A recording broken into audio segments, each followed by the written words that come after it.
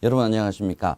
여러분과 함께 재무설계에 대한 모든 것을 하나씩 살펴보고 있는 김문성입니다. 자, 이번 시간에는 이 재무설계에서도 가장 중요하다고 얘기하는 보장설계에 대해서 한번 살펴보도록 하겠습니다. 자, 우선 고객의 사연, 어떤 사연인지 먼저 한번 들어보고 저하고 구체적인 내용 살펴보도록 하겠습니다. 얼마 전에 영업부 김 차장이 교통사고로 사망해서 상가에 갔다 왔는데 너무 안타까웠어요.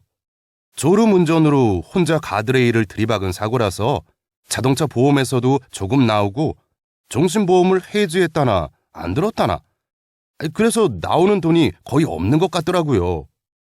애가 이제 초등학생인데 어떻게 살아야 할지 남의 일 같지가 않네요. 근데 의외로 종신보험 안 든 사람들이 꽤 많더라고요.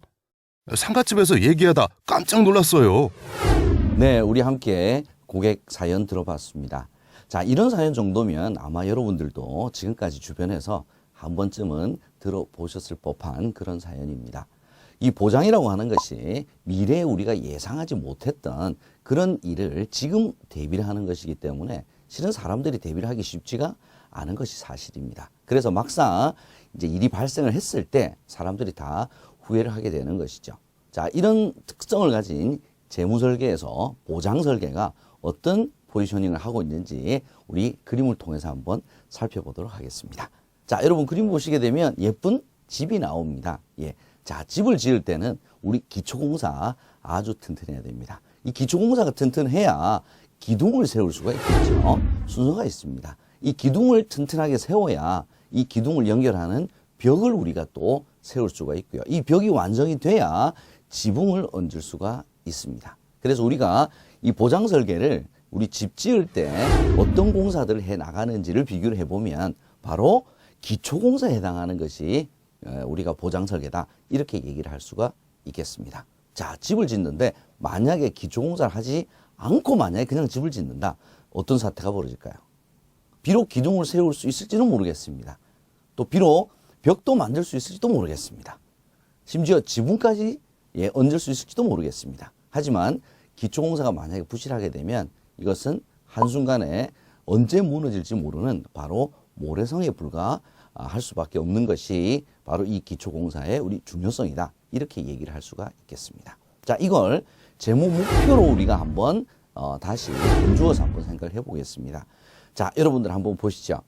자, 제일 아래쪽에 우리가 재무 목표라고 하는 부분 제일 아래쪽에 보장설계가 와 있습니다. 아마 여러분들 기억하시는 분들은 저 표에서 많이 봤는데 라는 생각을 아마 드시는 분도 있으실 거예요. 우리가 처음에 재무설계에서 재무 목표를 얘기를 할 때 한번 봤던 표입니다. 근데 그때는 이 보장설계가 위쪽에 가 있었습니다. 그래서 그때는 단기 목적 자금과 장기 목적 자금으로 나눴는데 지금은 자, 어떤 것이 필수냐? 제일 아래쪽에 베이스가 돼야 될 것을 이제 아래쪽으로 우리가 순서대로 다시 쌓아봤죠. 보장설계 어디 포지셔닝 하고 있습니까?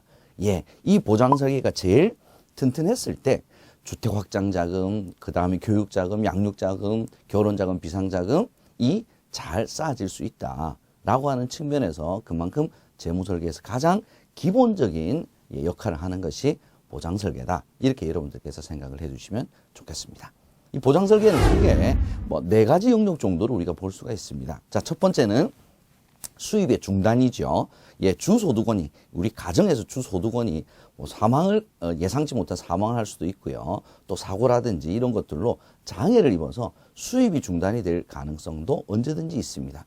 자, 그렇게 된다면 나머지 가족들의 어떤 경제적인 궁핍을 어떻게 대비를 할 것이냐 하는 수입의 중단이라고 하는 첫 번째 우리가 주요 영역이 있을 거고요.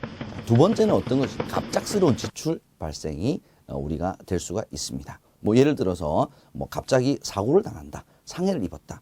갑자기 의료비 들어가야 되겠죠. 또 하나는 뭐냐면 이 의료비가 들어가는 것도 중요하지만 아파서 치료받는 동안 수입이 또 중단됩니다. 자, 이랬을 때 이제 우리가 어떤 대비를 할 것이냐라고 하는 크게 네 가지 영역 중에 수입 중단, 갑작스러운 지출 발생 대비 바로 이 영역을 우리가 생명보험의 주요 영역이다. 생명보험 상품으로 우리가 대비를 할 수 있는 영역이다. 이렇게 얘기를 할 수 있고요. 자, 손해보험에서 우리가 대비를 할 수 있는 영역은 뭐냐면 타인에 대한 배상 책임, 그 다음에 화재, 그죠? 그 다음에 도난, 뭐 이런 것들로 인해서 발생할 수 있는 재산상의 손실을 우리가 예를 들 수가 있겠습니다. 그래서 크게 본다면 수입의 중단, 갑작스러운 지출 발생, 배상 책임, 재산상의 손실을 자, 이런 일들은 우리가 실은 확정을 할 수는 없지만 나에게도 발생할 수 있는 일이다라고 하는 점에서는 여러분들도 부인하지는 않으실 겁니다.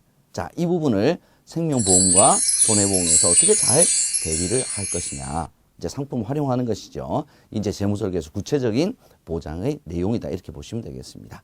자, 우리 이제 생명보험 영역이니까 자, 첫 번째 바로 사망입니다. 예상치 못한 사망. 예, 우리가 생각을 하지 않을 수가 없습니다.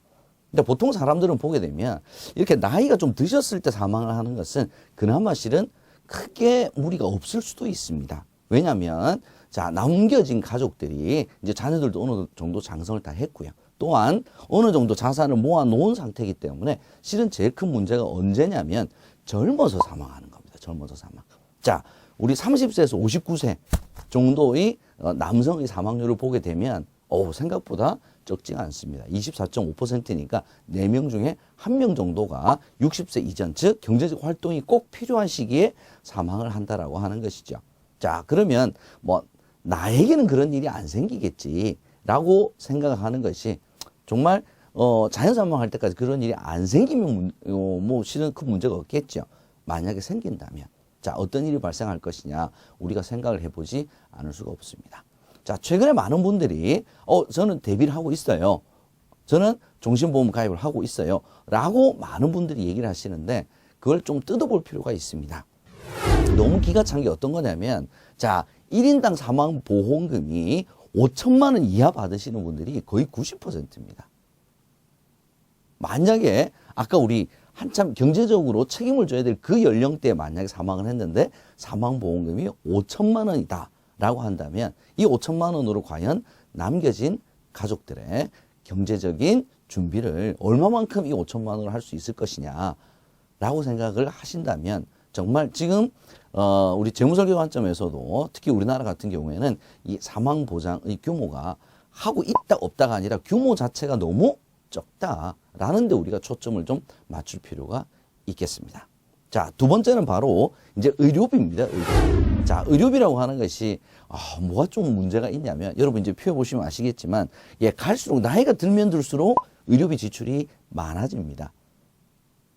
그럼 우리가 상식적으로도 생각할 수 있겠죠. 그래서 실은 사망하기 이전에 직전에 실은 지출되는 의료비가 가장 이제 문제가 됩니다. 왜 문제가 되냐면 이제 이때는 나이도 어느 정도 들었죠. 그래서 소득이 이미 끊겨진 다음에 실은 본격적으로 의료비 지출이 된다라고 하는 측면에서 우리가 본다면 이 의료비는 단순히 의료비 지출뿐만 아니라 결국 의료비를 부담을 하기 위해서는 집을 판다든지 아니면 그나마 남겨둔, 그나마 준비해둔 은퇴 자금을 다 쏟아 부어야 되는 이제 그런 문제점으로 이 의료비가 발생하기 때문에 이제는 보장 설계에서 의료비 준비는 보다 더 우리가 심각하게 생각을 해줘야 될 부분입니다. 자, 그 중에서도 남성이 생애 전체 의료비가 9,589만 원이고요. 여성은 1억 1천만 원이 넘어갑니다. 여성이 훨씬 더 많죠. 왜 많죠?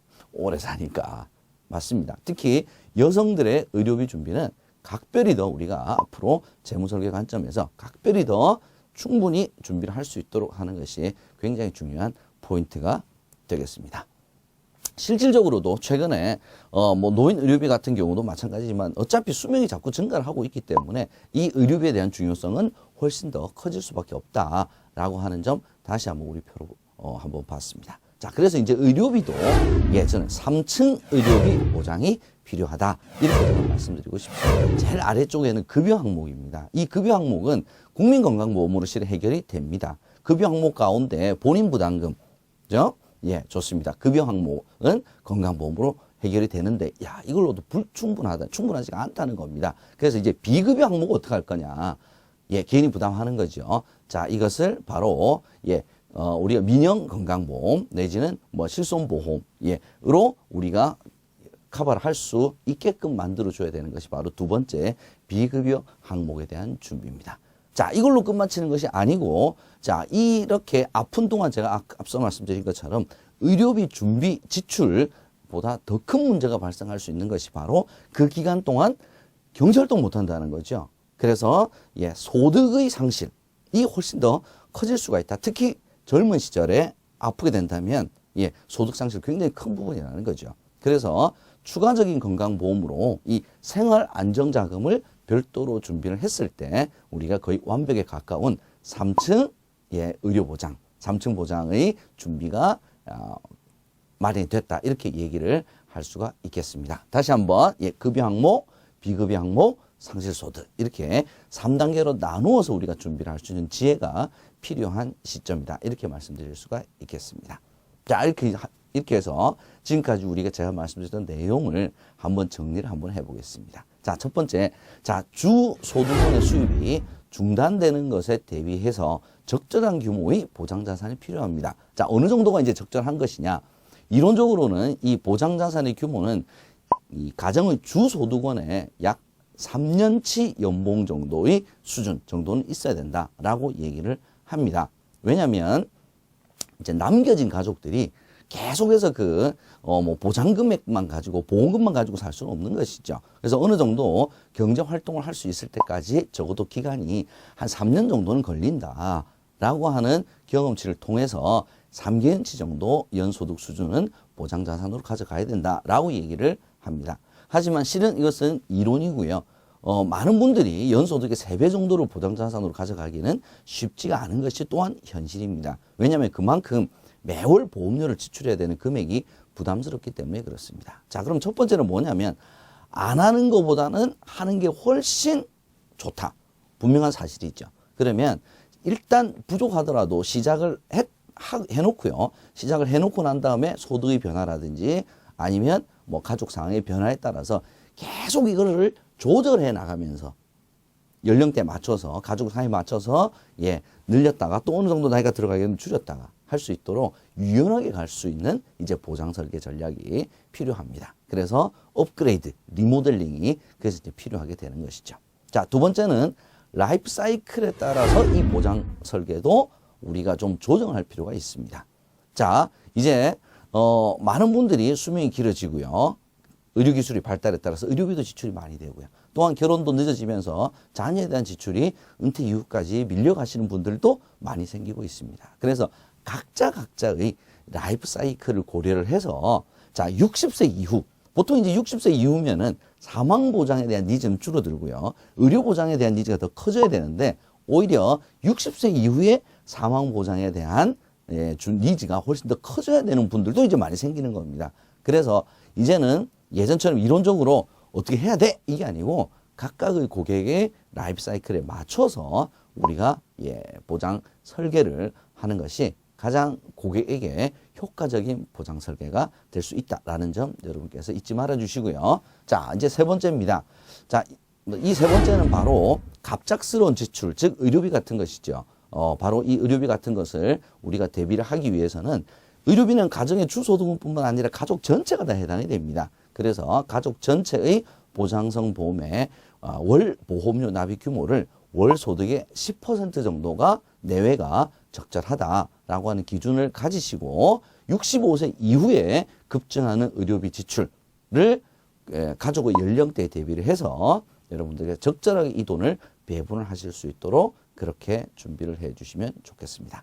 마지막으로 이 의료비에 있어서는 단순한 의료 실비 이상의 확장된 보장 설계가 필요하다라는 점은 제가 3단에 걸친 3층 보장이라고 하는 측면에서 말씀을 드렸습니다. 그래서 이 물가 상승률보다 훨씬 빠르게 의료비가 상승을 하고 있다라고 하는 측면에서 준비하고 있는 이 의료비 준비가 나중에는 부족할 수도 있다라는 점. 또 하나는 바로 실직 내지는 폐업을 이유로 인해서 발생할 수 있는 소득 상실에도 적극적으로 우리가 대비를 할 수 있는 그런 보장 설계가 바로 10년, 20년, 30년 뒤를 바라다 보는 우리 훌륭한 재무 설계적 관점에서의 보장 설계가 될 수 있을 것이다 라는 말씀을 드리면서 보장 설계 여기서 마치도록 하겠습니다. 여러분 고맙습니다.